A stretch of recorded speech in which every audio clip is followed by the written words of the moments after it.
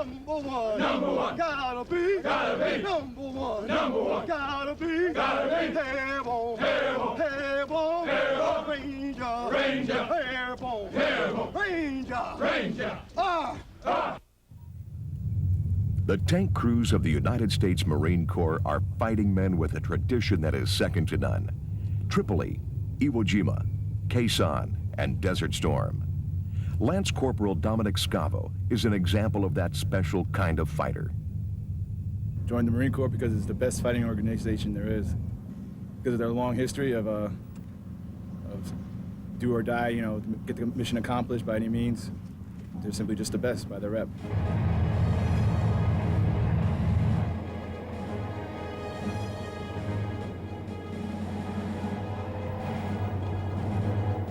Corporal Daniel O'Donnell of Utica, New York, is another Marine tanker. My job is to devastate the enemy in the best way I know how. And as far as I'm concerned, that's a tank.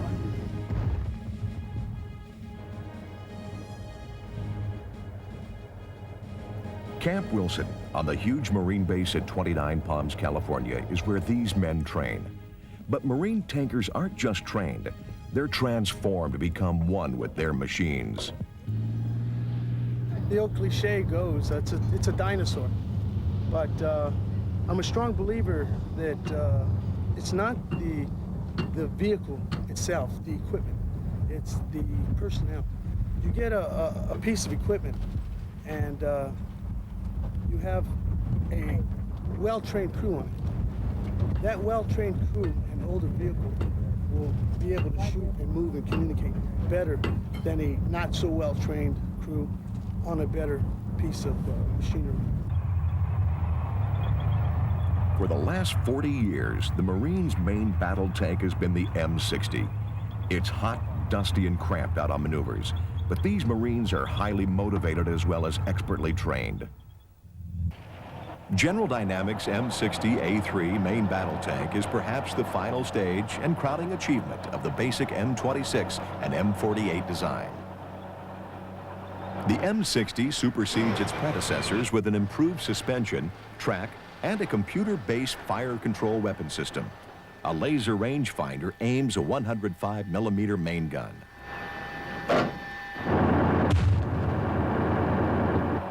The main gun is fully stabilized when traveling on rough terrain for maximum projectile accuracy. The gunner's infrared sight illuminates the darkest of nights and can see through the battlefield's smoke and dust. The M60 represents conventional tank design wisdom at its peak. The 4 crew members, a commander, a driver, a gunner, and a loader, can put up a strong fight 24 hours a day. The M60 weighs more than 100,000 pounds and is 23 feet in length.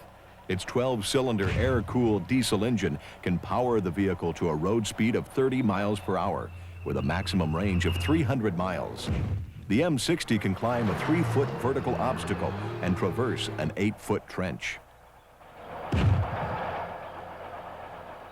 The M60's 105mm main gun is backed up with a 7.62mm machine gun and 12.7mm anti-aircraft gun. The impenetrability of its armor is classified by the U.S. Department of Defense. More than 9,000 M60s are deployed by the U.S. Army and Marines.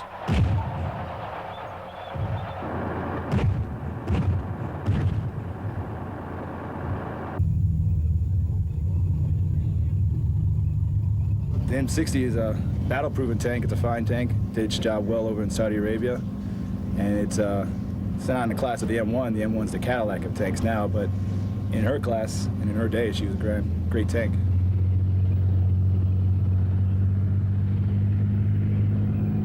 It takes a crew of 4 men who have to be in sync with each other to run this tank smoothly and efficiently. The tank commander on the vehicle is overall responsible of ensuring that vehicle can shoot, move, and communicate. Intelligence and concentration are what it takes to command the crew of the M60. My job is a gunner. I gun a 105mm gun, which is right here. And I also gun this coax machine gun right here. coax is just coaxially mounted with the main gun. It moves when you traverse, elevate the main gun. It goes with the main guns. And also you can, through the one sight, it's called your 32 in there, you can fire both weapons off from that one sight. So with just a flick of the switch. And my job is a real good one, I think, because you know, it kind of gives you that good feeling of destroying things, because you're the one that's destroying it. But everybody on this crew plays a very important role in accomplishing the mission. I'm a loader on the M60A1 tank. I load the main gun, make sure when the machine guns, if they have a malfunction or a jam, I clear it and then reload it up. Make sure the weapons are always able to shoot. Inside, when you're loading, you're kind of nervous the first time because you know it ejects the casing, and you're not sure exactly where it's going to go when it ejects. So you're kind of nervous. When it ejects, it usually just falls straight down. And after the first time, it's pretty much down pat. The driver's got to control this it's 56.6 tons of steel. And it's not an easy job, because the terrain you go through can really throw this tank all around. The driver's job is basically to get me to smooth stops so that I can get in on my target. And when he hits his brakes, this tank will rock. And when it rocks, it throws me off from sight. And sometimes I can totally lose my target completely. And when you got a real good driver, which we do, and he can get me right in there and come to a nice smooth stop so that I can get my round off like that. You know, because that's the whole thing, it's time. You've got to get yours downrange before he gets his down on you. Because once we shoot, we've given away our position. So if the gunner has missed, we want to get another round on him and at least keep his head down so he can't shoot back at us and get that second round kill. On the way! Trench warfare during World War I would claim more than 800,000 lives. British naval officer Winston Churchill promoted the deployment of armored land vehicles. It was hoped that this new tank weapon would protect advancing British soldiers from the bullets of German machine guns.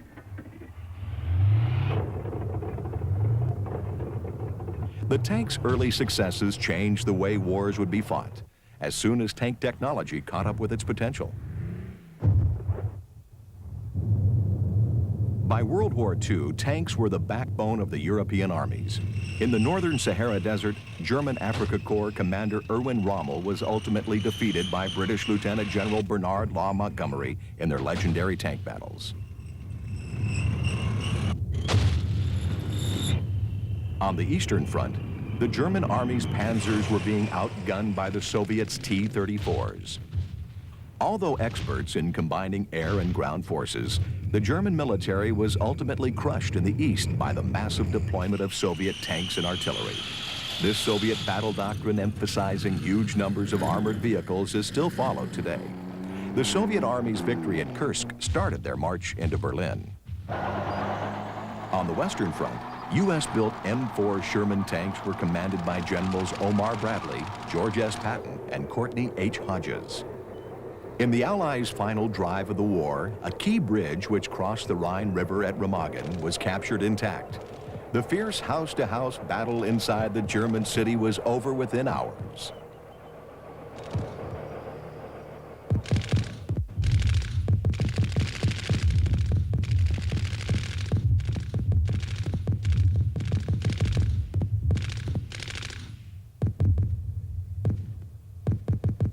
The victory at Remagen allowed Allied tank forces to push into the heart of Germany, and within a month, the war in Europe was over.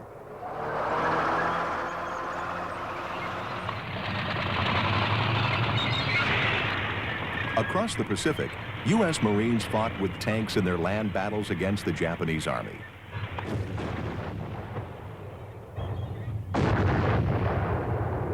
After a Japanese stronghold had been bombarded by aircraft and from offshore naval guns, the landed Marines and their tanks were assigned the bloody job of conquering the island.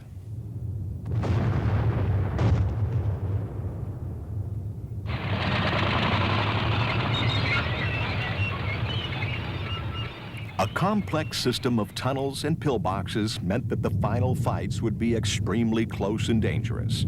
Tanks were modified with flamethrowers to root out the most tenacious Japanese defenders.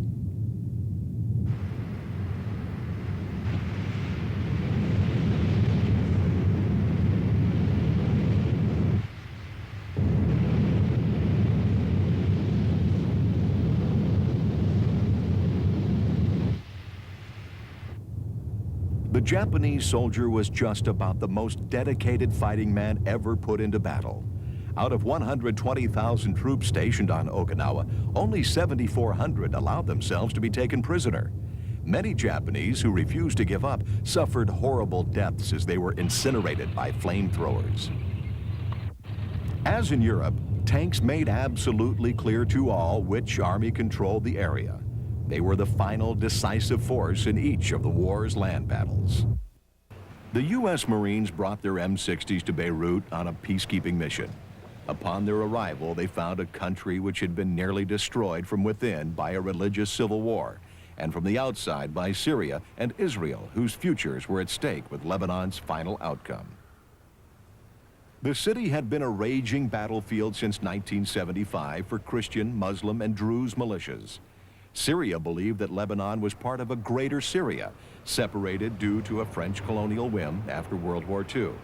Israel was after its enemy, the Palestine Liberation Organization, which was now headquartered there.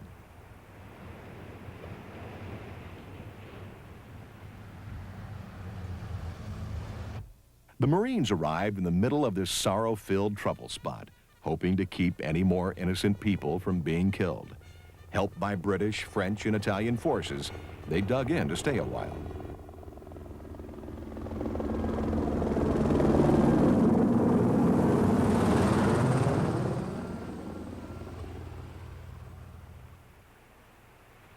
Many of the Marines were landed in FMC's amphibious assault vehicle 7s.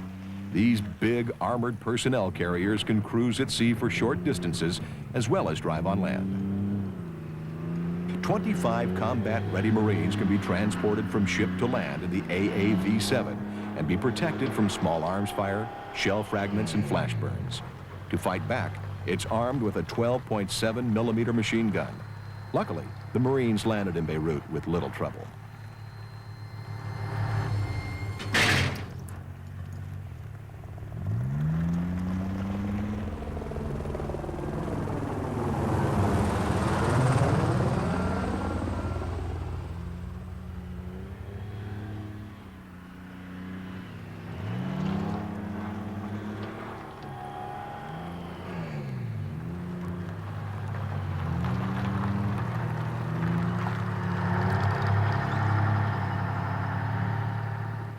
The Marines were ordered to stop all warring militias and armies from committing any acts of aggression.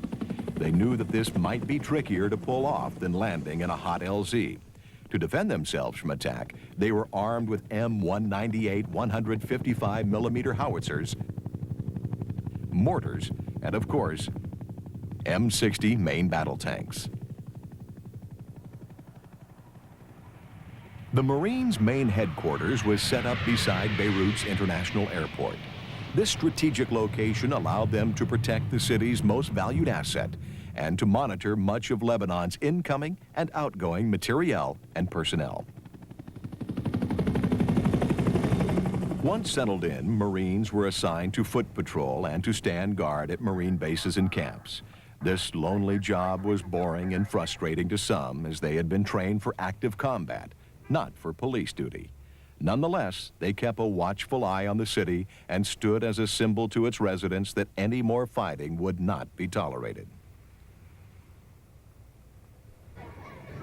Going into Beirut to patrol its streets and alleys was a fascinating experience for a young Marine fresh from Camp Lejeune. The sights and sounds of this ancient Arab city opened the door to a culture very different from that of the United States. The souks, or marketplaces, were full of life, and the Lebanese people showed no sign of giving in to the conflict around them. Destruction from the ongoing war was seen almost everywhere near the infamous Green Line. But most tragic were the poor children who were forced to grow up amidst this daily horror. The United States had asked its Marines to stop the fighting in Beirut. The militias didn't want to be stopped, so the Marines were prepared to find themselves in the middle of someone else's raging war.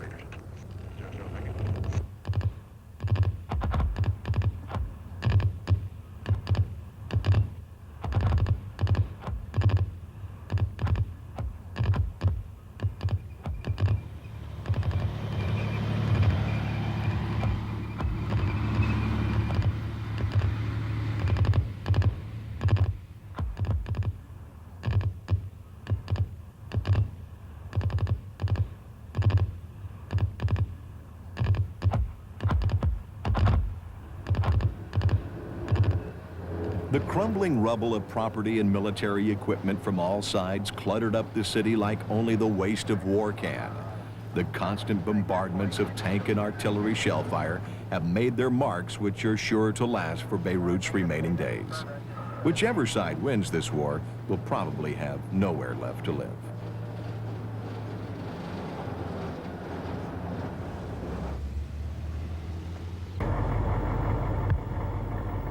During combined arms exercises, Marine tankers test their skills in conjunction with other Marines and their weaponry.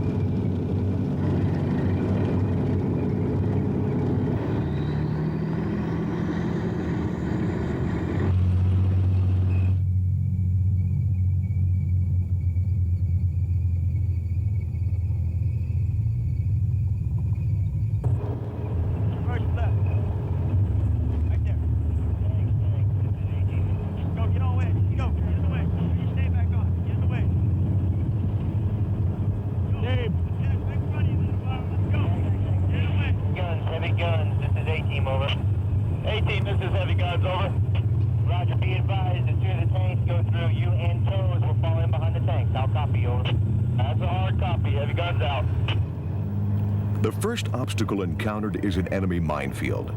The tank crews learned to work in coordination with Marine Cobra attack helicopters in a strategy that proved incredibly effective during their engagements against Iraqi tanks in Desert Storm.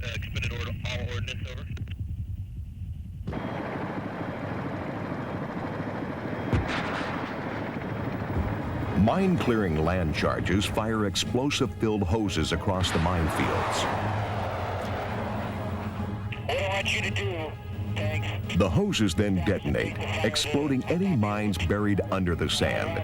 This creates a safe 10-yard wide path through which the tanks can now safely penetrate enemy territory.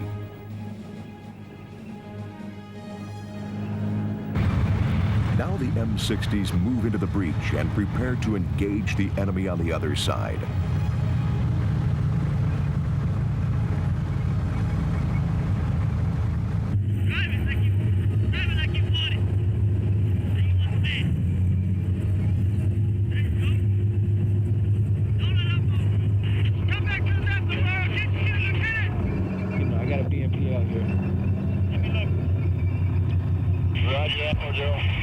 Man, it's a long way away, too. I know it is. They're right over this berm, aren't they? A target in sight, this tank's crew prepares to engage. First, they open up with a deadly rain of .50 caliber machine gun fire for defense against possible infantry assault.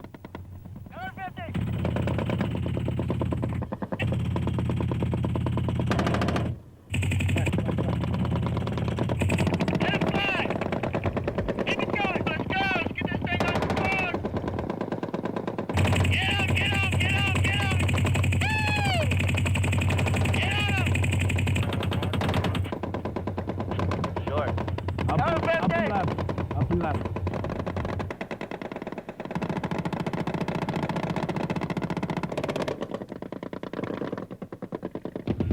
We got him. We got him. One is 1-1. Steve's machine gun fire. Steve's machine gun fire. We got Next, they prepare to fire their powerful main guns to deal with the hardened armor that opposes them. 38. Reload. Get on target. 1-4 can be arranged for those BMP. 1-1, just one dose. I got dust signatures, that's all I got. Up. 38. 38. Yeah. Fire. Hurry.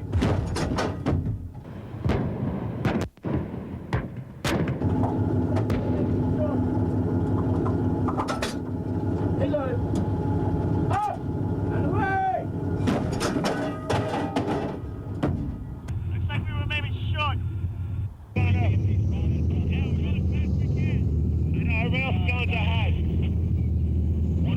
The Marine tankers advance to mop up any pockets of resistance. Keep going, get up there, get up there.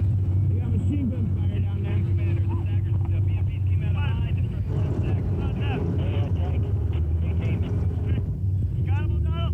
Yeah, identified. We got stagger fire, One, this 1-1, we got 3 more BMPs, the far set of targets up on the ridge line. Suddenly, reserve enemy tanks are spotted spoiling for a fight.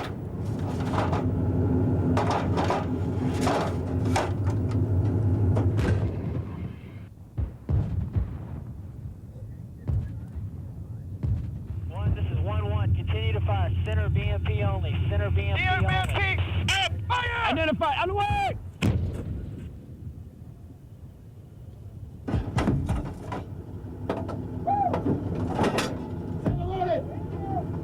Up. Fire.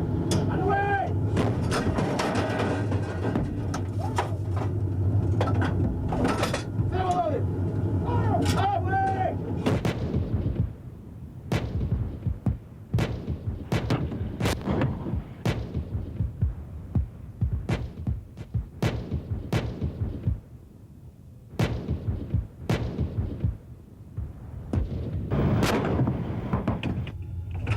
Reloaded.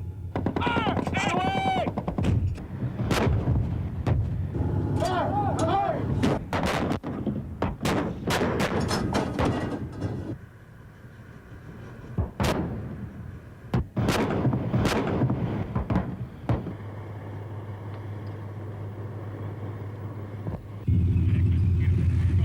Again, the enemy seems to have been taken care of.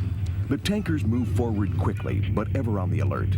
An imaginary kill from a plywood enemy tank could spell death in a real-life battle. You get up there, go ahead and take out that last BMP, over. Alright. Let's go get him! Get your stave on! Once again, they prepare to engage.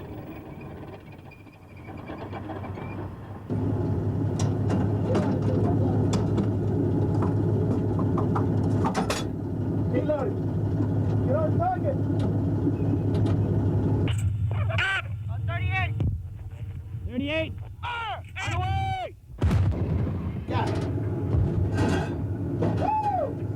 Mechanical safe on. Up. Identify.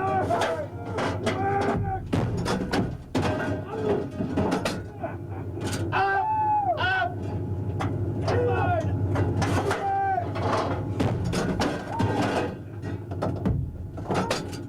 Up. Yes. Fire. On the way. Gone, there ain't even no target standing there. 4 shots, 4 direct hits. A job well done. The M60 may not be as advanced technologically as newer tanks, but in the expert hands of these Marines, it's prepared for anything an enemy can throw at it.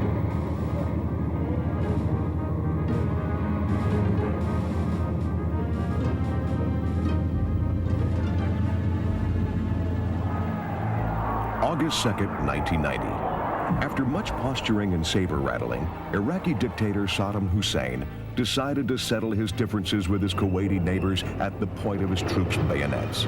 He ordered the invasion, occupation, and systematic destruction of the small oil-rich Arab state.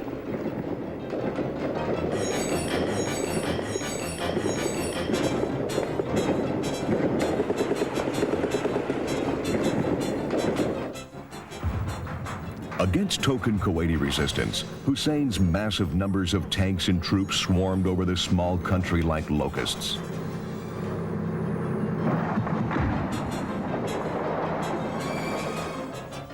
Hussein had thrown a gauntlet at the feet of the free and Arab worlds.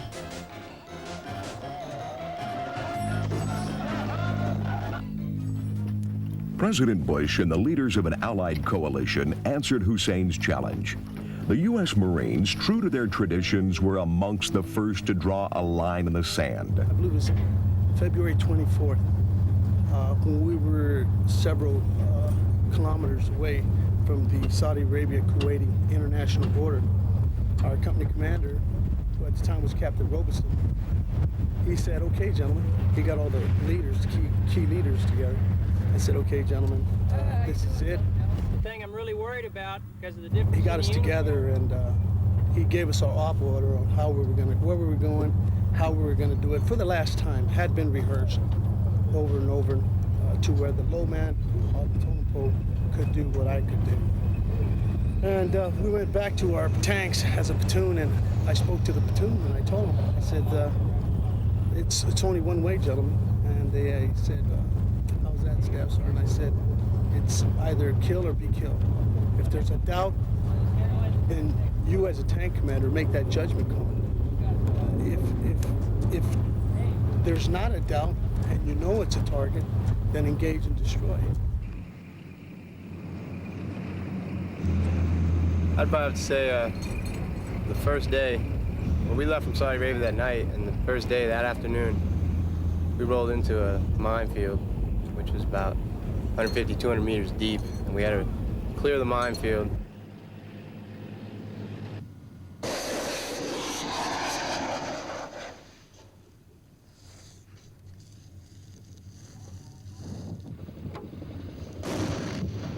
Line charges blasted a path through the deadly Iraqi-laid minefields. Once the mines were neutralized, the battle-ready Marine tank crews led the attack into Kuwaiti territory. I was on a tank that had basically like a bulldozer plow on it. And as we were driving through, the Iraqis started launching mortars and artillery on us. And I could see him. I was buttoned up. I mean, I was just looking out through little periscopes I have in the driver's compartment. But I could still see the rounds, the dirt flying in front of us. And next thing I know, I heard my tank commander talking to the gunner. They had both seen basically a stick, which the mortars used to acquire their targets. The next thing I knew that there were no more mortars falling down towards us because we had just taken a shot at them. And either we hit them or they dug. Regardless, they didn't shoot back at us.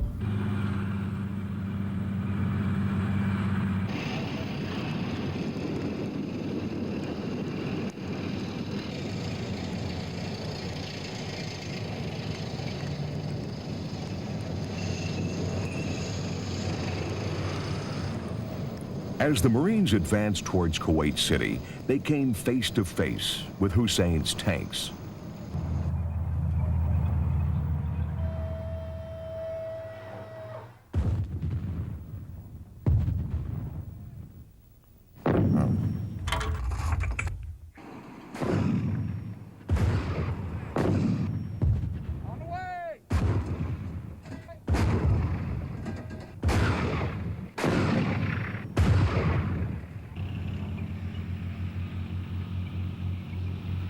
The Iraqis' T-55 and T-59 tanks and their crews proved to be no match for the superior fighting skills of the Marine tankers.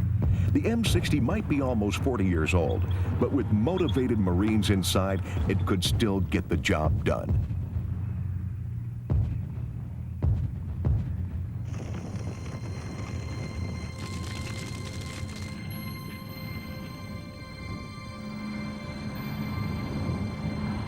As the Marines advanced farther into a decimated Kuwait, skies turned dark even though it was barely mid-morning. Dense smoke from the burning oil fields had so heavily covered the sky that many a Marine had to resort to their night vision goggles to see.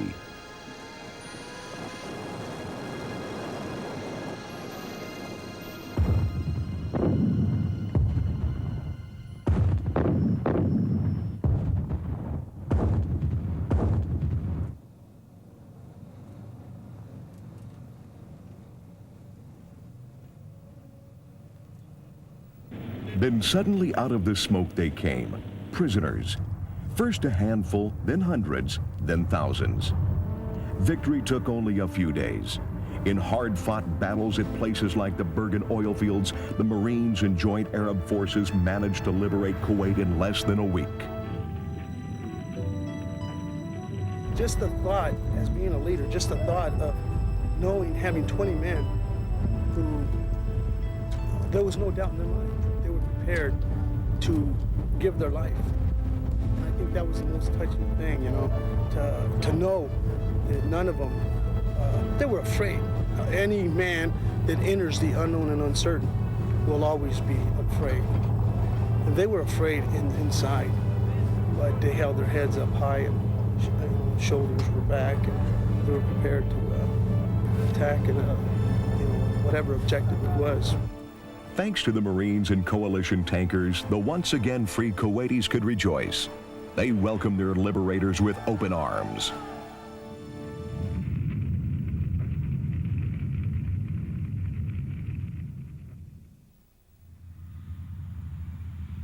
Top training, motivation, tradition, and good people you can depend on. Marine tankers have all that and more. And that was one of my many goals, to achieve the billet of tank commander. It's every tanker's dream to be a tank commander because you're in charge, you're responsible, you're assigned for that vehicle. And how that tank operates is a direct reflect on you as a person, and it shows your professionalism and ability to employ this vehicle.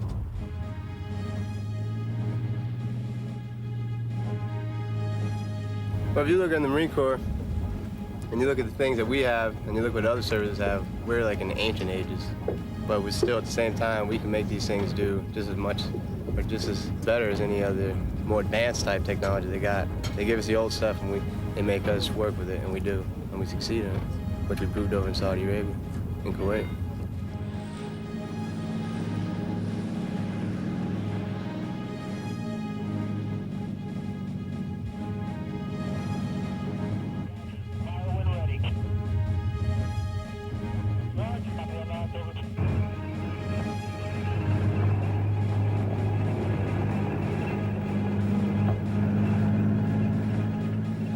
Marines are unique because of the brotherhood that they have. They share alike. They help another Marine in need. There's always a camaraderie there. The Marine tanker, another one of America's highly trained and motivated elite warriors.